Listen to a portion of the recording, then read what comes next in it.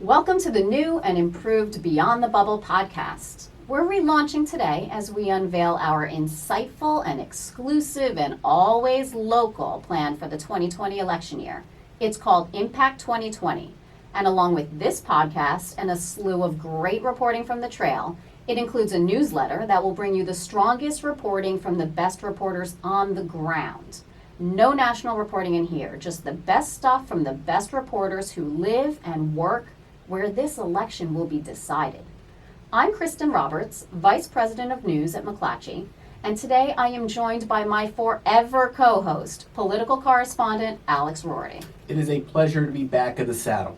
Indeed, and politics editor Adam Wollner. It's great to be in the studio with you guys. I wish the feeling were mutual, Adam. Oh, ouch. Off to a Just good... so mean! You're so mean to one another. All right. All right, on deck today. Is Joe Biden even a front runner anymore? And you can all blame Alex Roarty for that silly topic. It's all right. I welcome your hatred. And whether lower polling rivals have enough time to make up ground before voting starts in February. But first, I really think we need to skip ahead to the general because really now, isn't that what the Democratic primary ultimately is about anyway? So we are now officially 1 year out from the general election. Trump has been raising loads of cash. Where does he stand now, Alex? And is he in a position to potentially expand on the 306 electoral votes he won in 2016? He is not in a position to do that. He is in what can be described as a relatively weak position for an incumbent president seeking re-election. His approval ratings from almost the beginning of his tenure in office have been low. They have stayed low. And look, he is at best a 50-50 shot to win re-election. All of that said, the idea that just because he is not in a position to expand in his electoral map does not mean that he is not a formidable opponent. And I want to make that abundantly clear, particularly for someone who, believe it or not, I don't know if you guys remember, has defied electoral predictions from someone like me in the past. I remember. You were my boss then. I am always your boss. Don't make that mistake. You were paying close attention to what I was writing.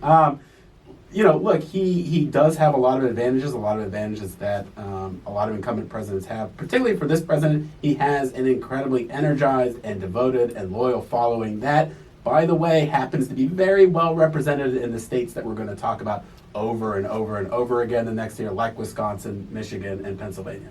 Yeah, I think it's actually going to be a pretty small map when it comes down to it next November. And it's honestly, it's looked that way really ever since the midterms. I mean, we've been talking about this ever since, that really the core of the fight looks like, 3 of those Midwestern states that Trump was able to take from the Democrats in 2016, Michigan, Pennsylvania, Wisconsin, and then of course the perennial swing state of Florida. If you look at where Trump and the RNC are already directing a lot of their resources, where Democratic groups like the DNC, Priorities USA, the main Democratic super PAC, where they're already starting to spend their resources, those are really the 4 that are getting the bulk of the focus. And I think that's going to remain that way until next November because, one, the margins were just so slim there for Trump that I think Democrats are looking at a couple of different ways they can win there, whether or not it's winning over some rural voters, whether or not it's driving up turnout among non-white voters and young voters in the cities. I think that's definitely going to be where we see, no matter who the Democratic nominee is, that's going to have to be sort of priority number 1 before they start looking at other states on the map, even including some of your more traditional swing states, Ohio, Iowa, Nevada, North Carolina. People were. I am guessing that Arizona is going to have a moment in this election. That is a state that has moved to the left and is far more likely to be competitive in a general election than Texas, which I'm sure you're going to hear a lot of hype about. And look, there is something happening in Texas that's no longer a long-term possibility, but a medium-term possibility. But I don't know that. But it's not a 12-month possibility, exactly. I honestly, when I think about this, I can conceive of a scenario where it's September and like Wisconsin's the only state that matters. That everything is being poured into the dairy state. That is going to either decide whether or not Trump wins re-election. He's like giddy over there. In a lot of ways, Wisconsin is the only state. Politically, you can just run through the list. The Adam Wollner, for those who do not know, listening at home, from the state of Wisconsin. Everybody knows that. Yeah, have you guys heard that? Have I told you that before? I think you mentioned it once, twice, or a thousand times. But here's the thing, though. Before we dive into this, Kristin, I want to hear from you, though. Because I just detect a slight disagreement here with the analysis that Trump, is his back is up against the wall of the reelection. I don't think it is. Okay, explain. I don't think it is. And that's not because he's an incumbent. It's because people like him. People like Donald Trump. And you have to register that reality, right? Walk outside of Washington, D.C., get outside of New York City, get outside of L.A. People like Donald Trump. They might not like the things he's saying. Dave has a great story that's publishing about the undereducated white woman as a voter group, and how much Donald Trump has essentially alienated that group of voters with his behavior and his rhetoric. And yet, the man is popular when you have one-on-one conversations. And we can talk all day, and we'll talk this entire podcast over the course of 12 months about polling, right? Polling that I think always sucks. I was gonna interject. Kristin, remind us, what do you think about polls? Exactly, right? We can talk about that, but the more important thing to remember is that when you have one-on-one, face-to-face conversations with people outside of this city in particular, Washington, D.C., you get a completely different feeling about Donald Trump's strength, right? And if you look in Florida, which is where I live now, if you look in Florida, he's doing smart things. And that's the other thing I want everybody to remember. The man has a great political gut. He has great instincts. He's shown that over and over and over again, right? He did it in 2016, and he's done it since. And in Florida, just look, every couple weeks he's got something to say about Cuba.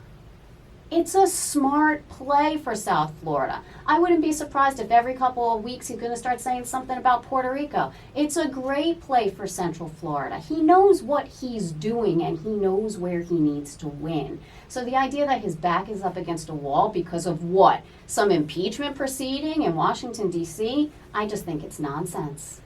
Well, one thing I will readily agree with is that it appears he is building a pretty formidable reelection campaign.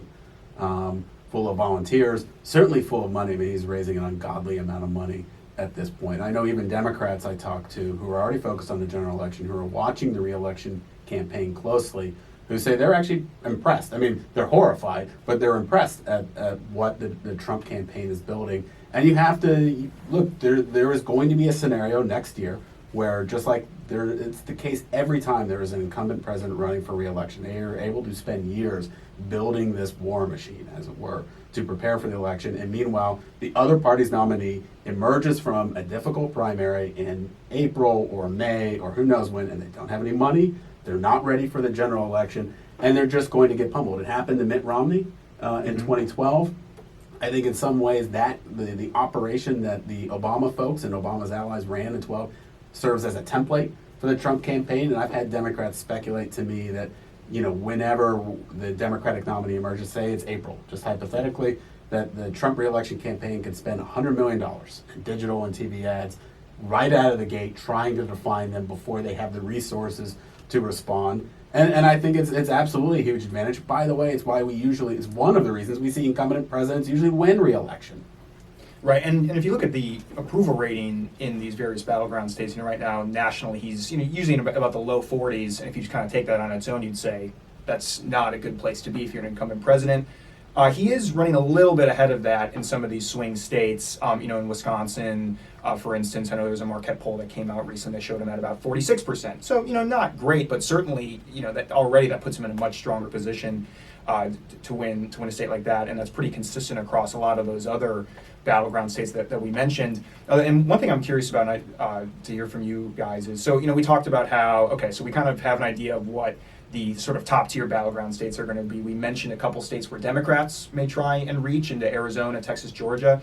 I mean, realistically, what are the states that Trump can look to and say, Hillary Clinton won these in 2016, but I could potentially bring into the Republican column? I gotta say, I don't think there are any. Yeah. I mean, I go back to my original answer. They had flooded. You are staking out a position I know, here. You do I know. realize what you're doing I think you're right now. probably famous last point. probably right, but don't forget. I mean, so New Hampshire, kind of like an overlooked battleground state. Not many electoral votes, but that's always really close. You could see him winning that. That's fair. I mean, New Hampshire, and look, I say that in response mostly because there was a story a couple months ago they flooded New Mexico. as an Right. idea. Or Oregon. And, Not gonna- Oregon. right, those aren't gonna happen. And no, and in fact, I was talking with a Republican recently who was laughing about that. I think the more serious ones, New Hampshire, yes.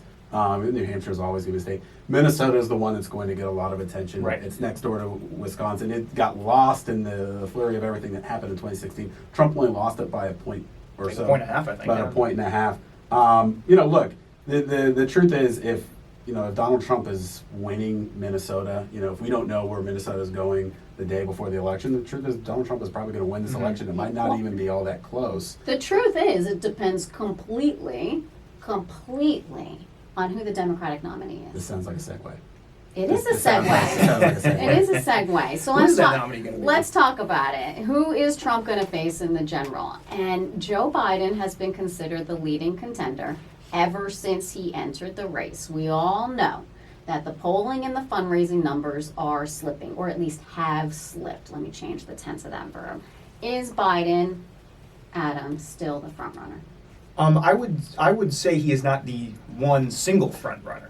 Now if we want to Oh, get into a God. semantic Wait a argument, second. What I think is we need that? a semantic I think- argument. I think we can call him a co-front runner. Okay. But he Okay. certainly is not the front runner anymore, and that's significant. I mean, this is the former vice president of the United States, who from the beginning of this campaign has been seen as the most electable Democrat.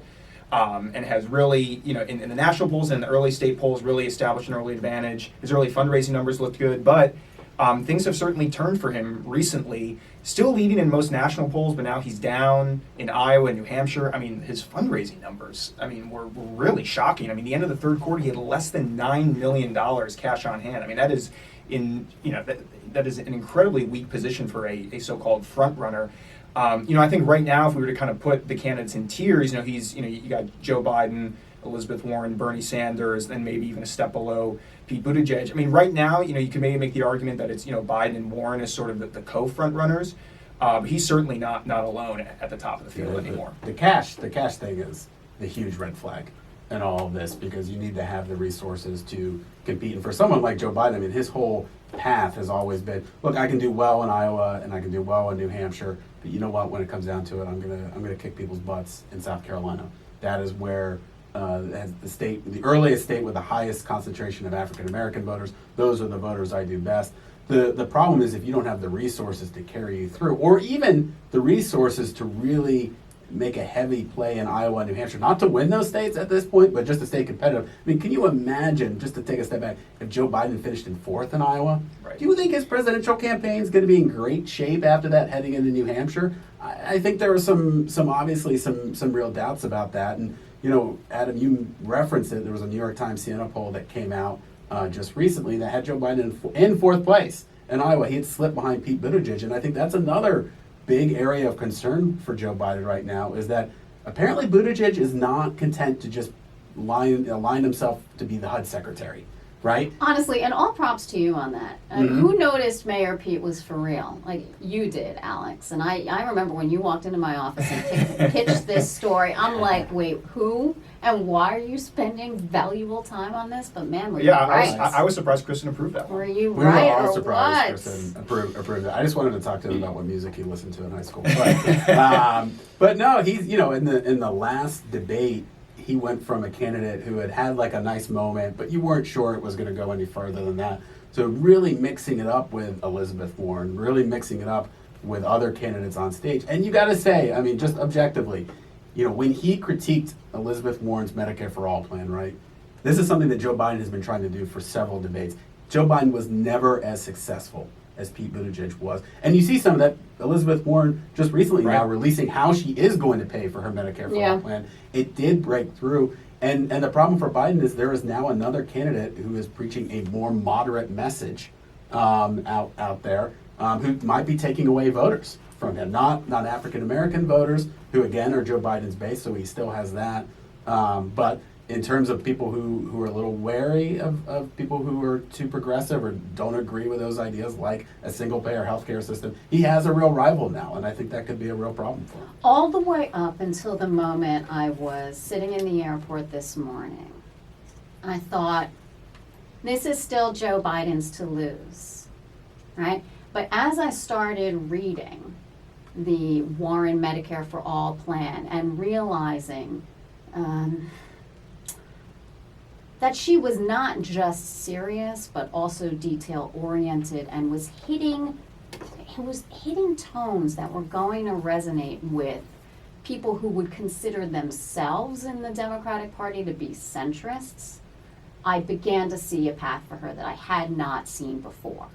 You know, I mean, she's out there talking about competition among healthcare providers as being good for consumers. There are a lot of notes in that announcement about Medicare for All, how it's going to be paid for, that help her with what she frankly has, a narrative problem. She's got a narrative problem with a population of people who are not activists and not millennials, right? When you talk to Democratic primary voters in swing states, in a place like North Carolina, in a place like Pennsylvania, Democrats in a place like Florida, the idea of Elizabeth Warren feels a little bit too much like the idea of Bernie Sanders. This kind of plan actually can help her shed that and can allow her to put some distance and sunlight between Bernie and herself. Right, it's interesting how she's been able to sort of create this lane for herself between Biden and Sanders. I mean, Sanders, I think, being in this race has actually really helped her, because otherwise she would be the one that's always being portrayed as way too far to the left. She's, you know, the liberal progressive that's way out there. But even, you know, and we talked about this, Alex, a lot as we've been watching these primary debates, is that, especially in those early few, you know, when it was the moderates attacking the progressives, it was usually Bernie Sanders who was taking the brunt of those attacks. I think that really hurt him, where Elizabeth Warren was just sort of able to hide behind him and say, okay, I'll let Bernie go defend Medicare for All and all these other kind of, you know, overarching progressive plans.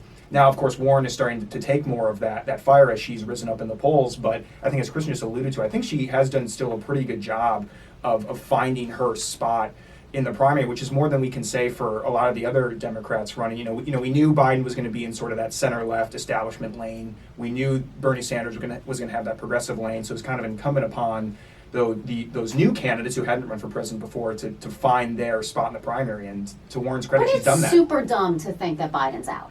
You don't think Biden. Absolutely. Okay. No. That's why I said he's the co-frontrunner still. But here's what I'll say for Biden. So I was very careful. I think so. Two of his biggest strengths right now aren't working with the way the primary has sort of played out so far. So one of his biggest strengths is that he has been consistently viewed as the most electable Democrat, the one that's the most likely to beat Trump. But there are some signs that's starting to fade away a little bit. And again, just one poll, but I was really struck by that New York Times Siena poll that Alex referenced earlier. Elizabeth Warren was seen I'm trying to remember now how it was worded. Basically, Iowa Democrats were as confident that Elizabeth Warren could beat Trump as Joe Biden. So that really stuck out to me. I hadn't seen a poll like that in quite some time. And I mean, as we outlined from the very beginning of this campaign, that was one of Elizabeth Warren's biggest hurdles. Can she beat Trump? Biden's second big strength is his support with black voters. He still is the overwhelming favorite with that constituency. The problem is they don't really play a major role until the fourth contest. Iowa and New Hampshire, the first two states to vote, predominantly white, and you see him falling behind in the polls there. Nevada's third, the Latino vote there, obviously an important role to play. But by the time you get to South Carolina, if Biden, hasn't had a major victory yet, are black voters still going to stick with him? Yeah, no. I've seen that movie before. That South Carolina is my strategy movie. Yeah, exactly. I've seen that. Sucks. Let me just say, I guess in defense of Joe Biden, I'll say this, in his possibility of still winning this primary, like, he has taken incoming for as long as he's been a candidate. People have been going after him on any number of issues. His past record, of course, his record is so long. He's been in public office for so long. There are any number of things that people took out of that, criticized, made an issue, in large part because a lot of stuff that he has done or said or supported in the past is no longer in step with a rapidly changing Democratic Party. All that said, he's still in this race, and he has taken probably, as much criticism as all of the other frontrunners combined. The question now is, we mentioned Warren, and she has had, let's just say flat out, she has been by far the most successful candidate of this Democratic primary today. No doubt. It's not even close. She was in the mid-single digits. It's surprising. It is surprising. But I know. You're right. It is surprising. She has almost, say, tripled her support nationally from where she was at in the early spring.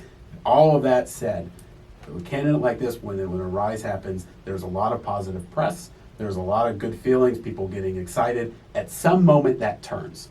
And when you become the front runner and all of a sudden the scrutiny shifts, and it's placed on your shoulders. And we have seen that moment, I think, with Elizabeth Warren in the last debate. Now, if you look at the polls from that debate, she still did exceptionally well, according to Democratic voters. But the question is she going to continue to grow, particularly for a candidate, just say like where her support is? It's college-educated Democrats, right? I mean, she does pretty well, say, with non-college white voters too, but she is college-educated white voters in particular, but also college-educated African-American voters too. That's where her base is. The question is whether she can continue to grow now that there are these sort of renewed questions about her. So let me quote something from a WhatsApp group of former Florida Republican operatives who are now business owners on Elizabeth Warren. She puts us all out of business. She is horrible for Florida, right? That is the message against Elizabeth Warren with every Democrat who is not of the group you just mentioned, right? Every Democrat in a state where the center left is not ascending. That's the message about Elizabeth Warren. I would just say, as a quick addendum, you will be surprised the number of Republicans I have spoken to privately who think she is the biggest threat to Donald Trump. I think Donald Trump thinks that too. Even when I was in Wisconsin just recently, talking with the Republicans there, and I had someone actually tell me that when this race started, they thought Elizabeth Warren was in make Donald Trump's reelection a cinch. They've now shifted after seeing her, and the fact that she's actually really good at campaigning. And seeing her, they now consider her the top threat. That is not actually that unique a view within the GOP, believe it or not. We need to get Fran Chambers on the show so that she can talk precisely about what Donald Trump thinks of the field. Let's talk about people other than Joe Biden and Elizabeth Warren, please. We've got recent polls and fundraising totals showing a pretty fairly consistent top four in the primary race. Beyond Biden and Warren, we have Sanders and Mayor Pete Buttigieg, but there are probably a dozen left, a dozen other Democratic candidates in the single digits.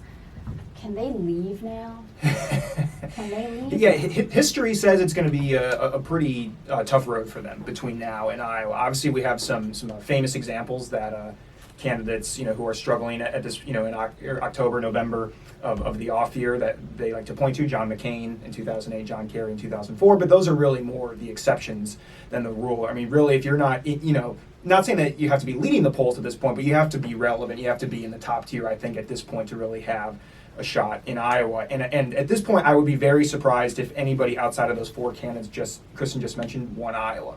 Now, that's not to say it can't happen. And so if we're trying to look at, okay, who in this field can at least make some noise? I'm not saying that they're going to win Iowa. Maybe they sneak up somewhere into the top three. I know one candidate that we've been focused on a lot in Iowa has been Amy Klobuchar, senator from the neighboring state of Minnesota, has spent a lot of time there, has a lot of goodwill there. But again, you only see her at, I think she topped out at 4% in the most recent poll today. Buttigieg's rise is not great for her.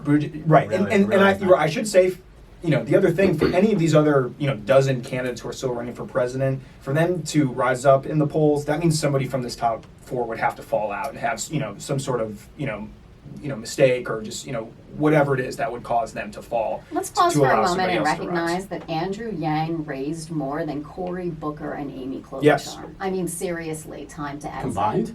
Not combined. Is it combined? Okay. Yeah. And Booker is, I think, another candidate to at least have a moment in Iowa.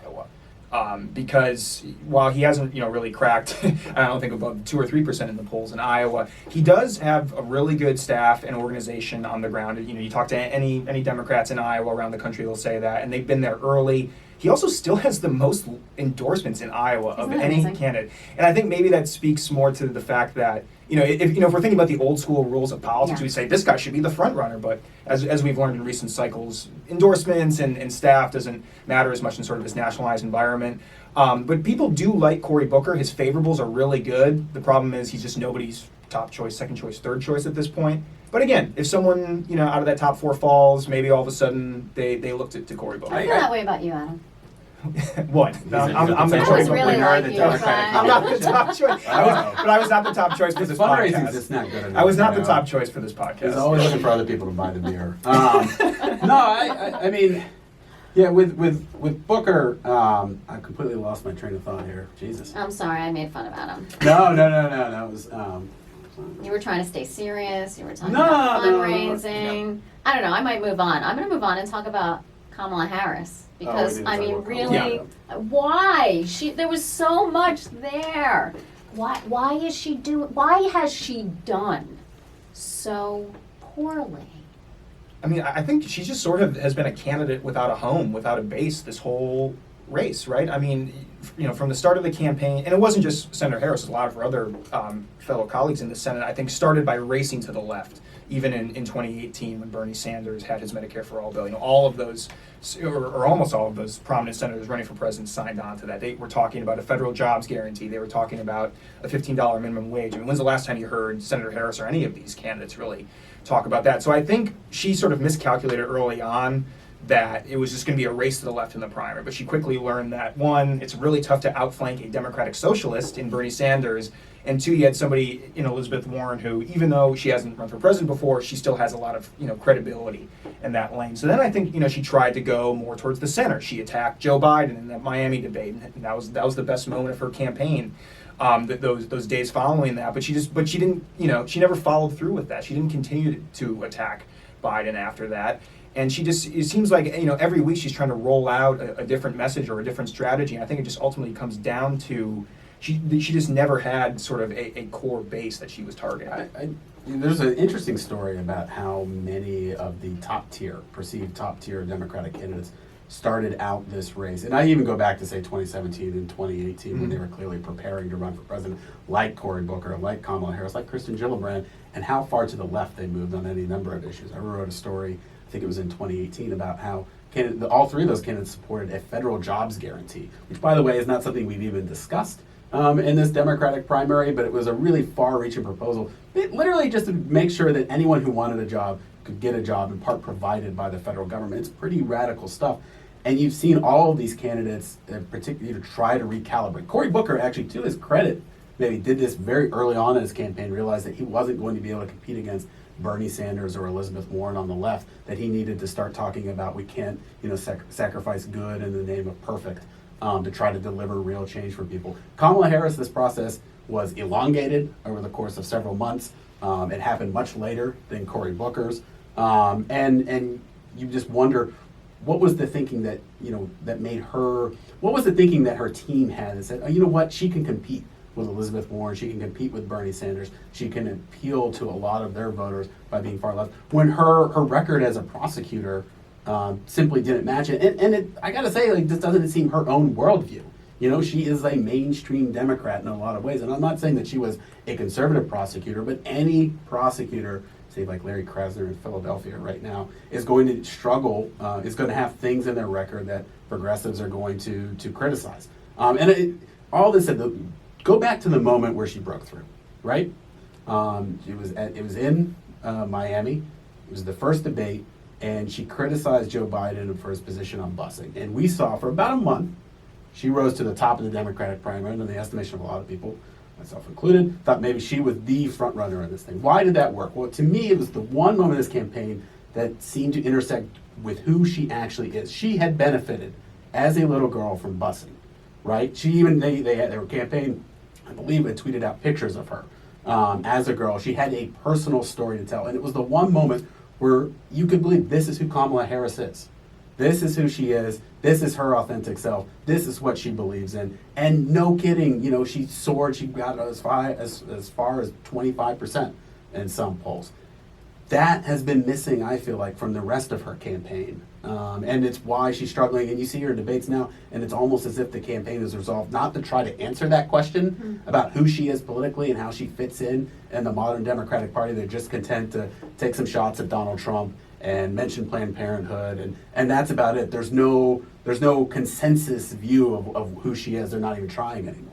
Right. It's one of the few moments, I think, of this campaign where she was the one forcing the issue, right? That wasn't a question in that Miami debate that was asked by the moderator. She was the one that brought it up and turned to Joe Biden. I feel like more often than not, she's either just sort of reacting to whatever, her team sort of feels like the wind happens to be blowing that week. Or not trying to cause any stir whatsoever, and just sort of stay above the fray. Now, again, in the spirit of not writing anyone off, because we're not going to be that dumb about this, but one thing I will say, and this applies, I think, to Cory Booker too, and I've seen some buzz about this, at least online. Look, the moderates in the party, particularly the people with a lot of money, are they concerned about Joe Biden right now? Probably.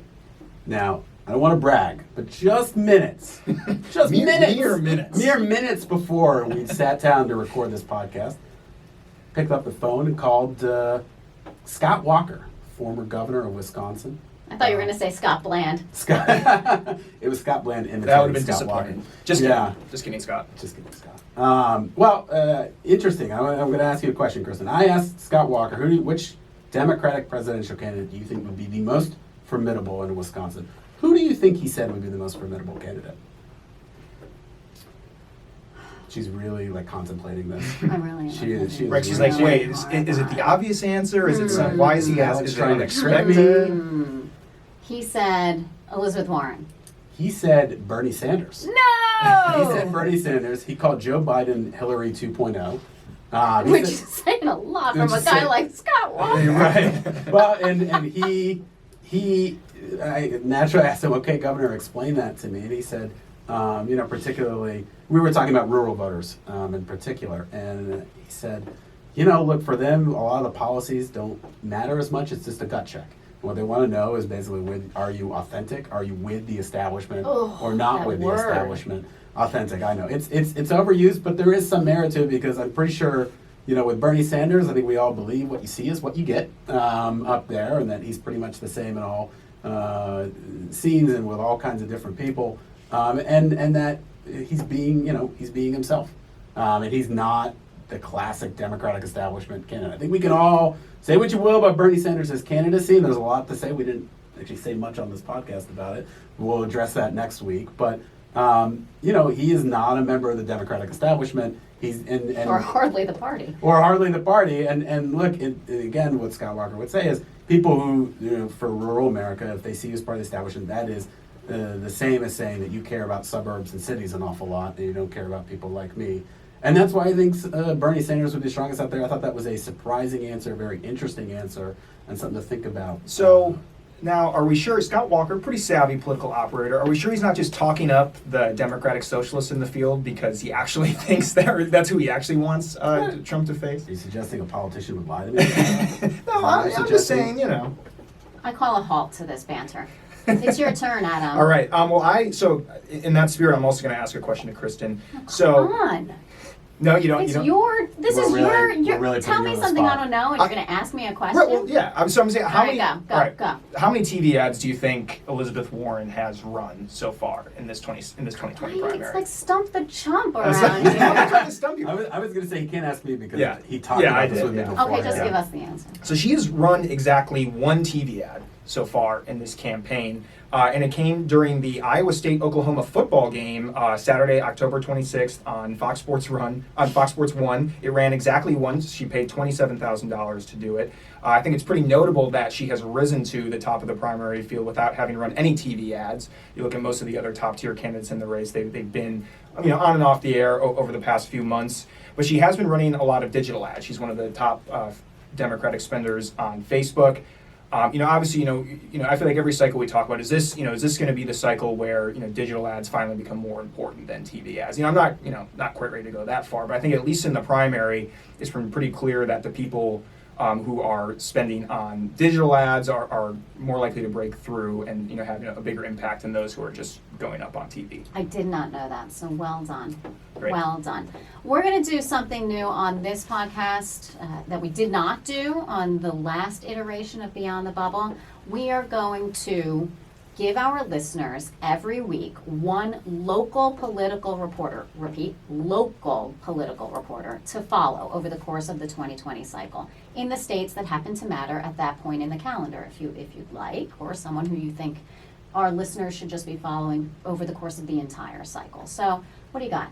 Well, I think, as you guys may have mentioned, I'm from the state of Wisconsin, so Oh, I'm are you? gonna mention Oh. the top political reporter for my former hometown paper, the Milwaukee Journal Sentinel, Craig Gilbert, has been covering politics there for decades. If you want to know how Wisconsin's going to vote in 2020, the way the winds are shifting there, you need to follow him. He is at WisVoter on Twitter. I have to back Adam up on that. Craig Gilbert is a fantastic reporter. Mine is Laura Olson. She is a reporter for the Allentown Morning Call. Full disclosure, she is a very good friend of mine, but she's been covering Pennsylvania politics for a decade now. Really, you would struggle to find a better expert on what happens in all of the many regions in that very diverse, important state for 2020. Laura Olson on the Morning Call. That's my reporter. I'm going with the Charlotte Observer's very own Jim Morrill. He is going to be telling a very key story. It's about whether North Carolina is a swing state. Is North Carolina the new Florida? He's also the man with all the info on the Republican convention that's coming to Charlotte. He on Twitter is at Jim Morrill, and it's pronounced Morrill, like not immoral, but moral, but it's Morrill. A good name for a reporter. He was actually a guest. It is a good name for a reporter. He was a guest on an earlier iteration of this podcast, so the Beyond the Bubble devotees will remember Jim. He is an excellent reporter. Thank you, guys. Thank you, Alex. Thank you, Kristin. And Adam. Yes, thank you. Thank you to our silent producer, Jeremy Sheeler. Ooh. Come on, say thank you. You're welcome. Jeremy, you're going to fit in great. And thanks to our listeners. Check us out wherever you get your favorite shows. And if you like what you're hearing, please leave a rating or a review. And if you don't, keep it to yourself. Just kidding. Talk to you next week.